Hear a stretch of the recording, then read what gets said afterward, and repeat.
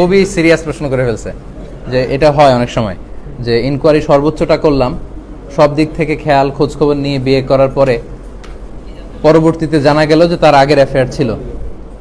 ক্ষমা করে দিবা তাকে? ক্ষমা করে দিয়ে মানে সে যদি এমন হয় যে আল্লাহর কাছে ক্ষমা চায়, হাজব্যান্ডের কাছে ক্ষমা চায়, তাহলে অবশ্যই আমি মনে করি হাজব্যান্ডের ক্ষমা করে দেওয়া উচিত, যদি সিরিয়াস কিছু না হয়ে থাকে। আর যদি এমন হয় লেটসে খুব ভয়ঙ্কর কিছু ঘটছে, হ্যাঁ ভয়ঙ্কর কিছু ঘটে গেছে আগে, যেটা লুকিয়ে রাখার মাধ্যমে তার মানে রাইট ছিল এটা জানা, কিন্তু তাকে জানানো হয় নাই, তখন সে ডিসাইড করতে পারবে যে এই রিলেশনশিপ সে কন্টিনিউ করবে কি করবে না। সে আইনের সুযোগ নিতে পারে বা সে নিজেরা কনসাল্ট করতে পারে ভয়ঙ্কর কিছু হলে। আর ছোটোখাটো অ্যাফেয়ার ছিল, এই ছিল সেই ছিল, এগুলোর জন্য মনে হয় তাকে বলা যে এটা তো ঠিক ছিল না তোমার, আল্লাহর কাছে ক্ষমা চাও, কখনো তার সাথে আর রিলেশন মেনটেন করবো না, এই বিষয়ে তাকে এভাবে বুঝায়া আমার মনে ফ্যামিলি কন্টিনিউ করা ভালো।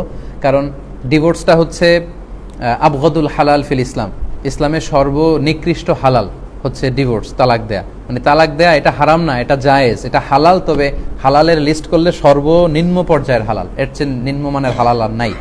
সো তালাক হলে আল্লাহর আরশ কাঁপে, এরকম একটা হাদিস আছে, আমি জানি না এটা সহি কিনা, এটা স্ট্যাটাস কি।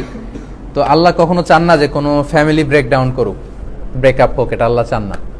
বরং এই ডিভোর্স রেট বাংলাদেশে খুব বাড়তে শুরু করছে, ভয়াবহ মহামারীর আকার ধারণ করছে।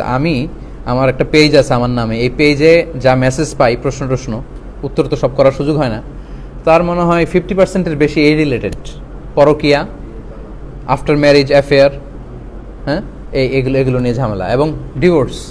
অলওয়েজ কোশ্চেন আসতে থাকে ডিভোর্স। আমরা টিভিতে লাইভ প্রোগ্রাম করি, সরাসরি বলতেছে এই সমস্যা ওই সমস্যা, ডিভোর্স দিচ্ছে, আমি দিব কিনা, হুজুর কি বলেন।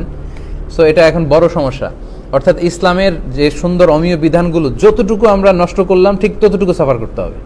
আর এটা তো আল্লাহ দিয়েছেন আমাদেরকে আর শারিয়া আল হায়াত, শারিয়াটা হচ্ছে জীবনটাকে স্মুথলি সুন্দরভাবে চালানোর জন্য সিস্টেম।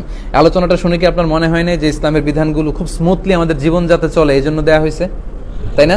খুব সুন্দরভাবে যেন দুই সাইড যেন উপকৃত হয়, একটা শান্তি সুখী সমৃদ্ধ দেশ সমাজ যেন গড়ে ওঠে, এই জন্য দেওয়া হয়েছে মূলত। আশা করি বুঝতে পারছি।